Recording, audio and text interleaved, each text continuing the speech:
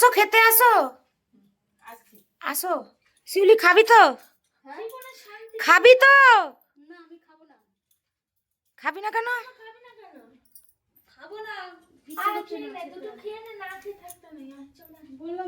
তুই কি করতে চাইছিস তা বল তো শিউলি।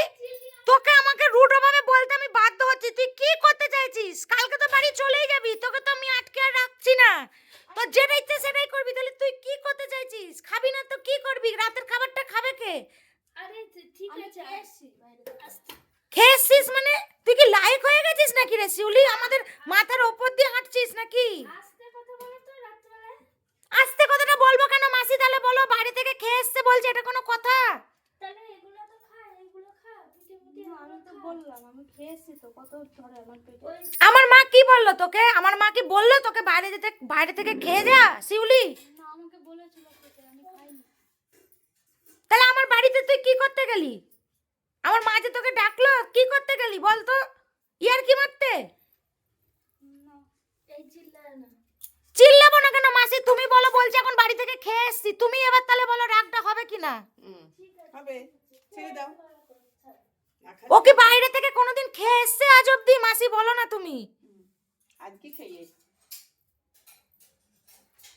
কোথায় গেছিলি? বাড়ি গিয়েছিলে নাকি রাস্তায়? না, বাড়ি যাইনি। রাস্তায় হোটেলে খেয়েছি।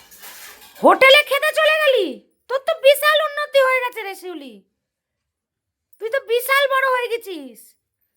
তোকে তো বলার মতন কোনো ভাষাই পাচ্ছি না আমি।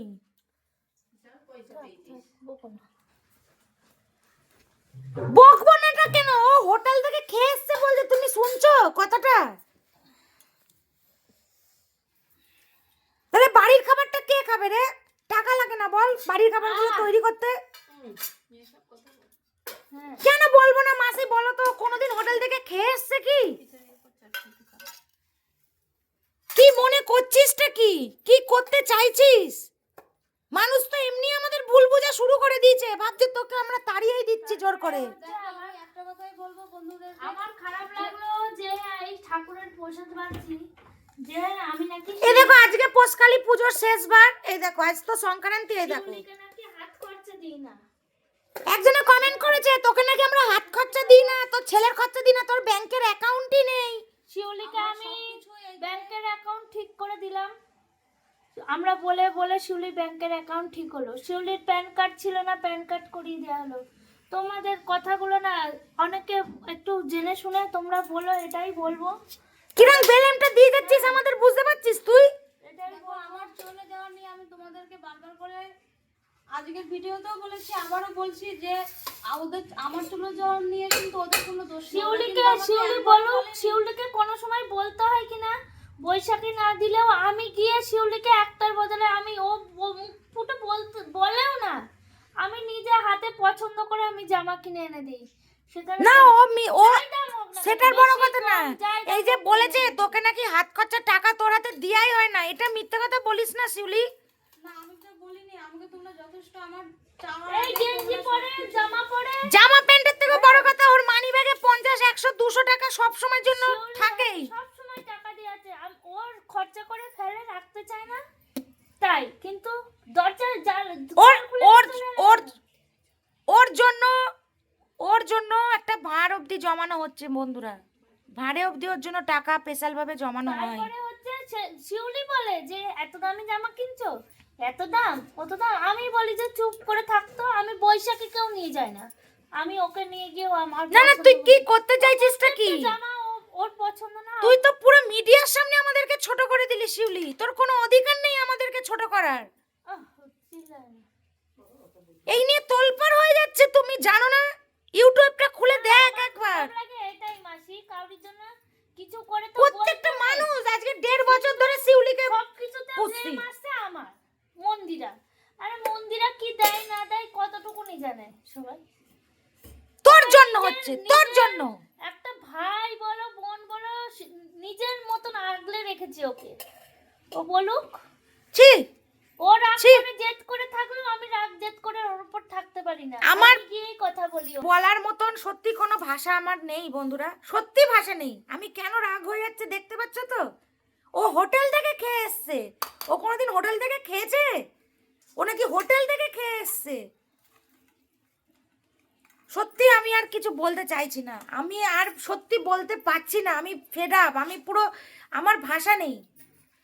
দয়া করে তোমরা আমাদের ভুল বুঝো না, সত্যি বলছি, ভুল বুঝো না। কোন পরিস্থিতিতে নিয়ে গিয়ে শিউলি যে দাঁড় করালো আমাদের, শিউলি সেটা বলতে পারবে। তুই খুব বড় লাইক হয়ে গেলি রে শিউলি, খুব ভালো করছিস, খুব ভালো কাজ করছিস, তোকে পুরস্কার দেওয়া উচিত। তবে একটা কথা বলছি, খুব ভুল করছিস, খুব ভুল করছিস, পস্তাবি কিন্তু। এখনো অবধি জানতে পারলাম না যে তুই কেন বাড়ি ছেড়ে যাওয়ার সিদ্ধান্তটা নিলি। তোর সব বিপদে আমরা পাশে ছিলাম, আজও আছি, ভবিষ্যতেও থাকবো, কিন্তু তবুও তুই যাচ্ছিস। বলার তোর ক্ষমতাই হলো না। লোকে এটাই ভাবছে যে মন্দিরা বৈশাখী বাই পেশারে তোকে তাড়াচ্ছে, আর না হলে তোকে কেউ বিশ্বাস করবে না তোর কথা। কোনো প্রমাণ দিয়ে যাচ্ছিস, কেউ বিশ্বাস করবে না তোর কথা, তোর ফাউ কথা কেউ বিশ্বাস করবে না। লোকে এটাই ভাববে আমাদের দোষ, কারণ তোকে দায়িত্ব করে আমরাই রেখে দিয়েছিলাম বুকে আগলে, পাড়ার লোক কেউ রেখে দেয়নি তোকে। তাহলে তাহলে তুই বলছিস, তোর লজ্জা করছে না বলতে একবারও? আমাকে তো লোকে এমনি খারাপ ভাবে, আমি নাকি চিল্লে চিল্লে কথা বলি, কিন্তু সেই জায়গাটায় পৌঁছে দিয়েছিস তুই।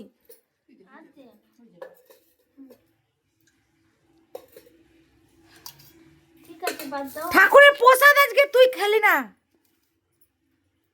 ও আগাগোড়াই তো ঠাকুরের প্রসাদ পছন্দ না। তবু একটু তো খিচুড়ি মুখে দিতে পারতো, বলো মাসি। লক্ষ্মীনারায়ণ পূজা হয় না, না প্রসাদ মুখে দিয়েছে। ও মুখে দেয়নি না, প্রসাদ। ঠিক আছে, দিয়ে নিচ্ছে। লক্ষ্মীনারায়ণ পূজা হয়, লক্ষ্মীনারায়ণের প্রসাদ খায় না, কিছুতেই ওকে খাওয়াতে পারি না আমি, ভগবান জানে। আমি আর কিছু বলবো না, আমি আমি আমার আর ভালো লাগছে না, এমনি আমার পায়ে ব্যথা, পায়ে যন্ত্রণায় মরে যাচ্ছি আমি। যা ইচ্ছা কর ভাই, সত্যি বিশ্বাস কর শিউলি, খুব ছোট হয়ে গেলাম রে, নিজের কাছে তো হলাম, পুরো সোশ্যাল মিডিয়ার কাছে আমাদের মাথাটা হেট করে দিলি তুই, একদম হেট করে দিলি, অন ভিডিওতে আমি বলছি। পুরো সোশ্যাল মিডিয়ার কাছে আমাদের মন্দিরা বৈশাখী অনেক সম্মান নিয়ে চলতো, তুইও জানিস, সবাইয়ের কাছে আমার মাথাটা হেট করে দিলি রে। কি বলবো বল, মানে আমি আর ভাষা নেই। যাকে বন্ধুরা, কি বলবো বলো, চলো।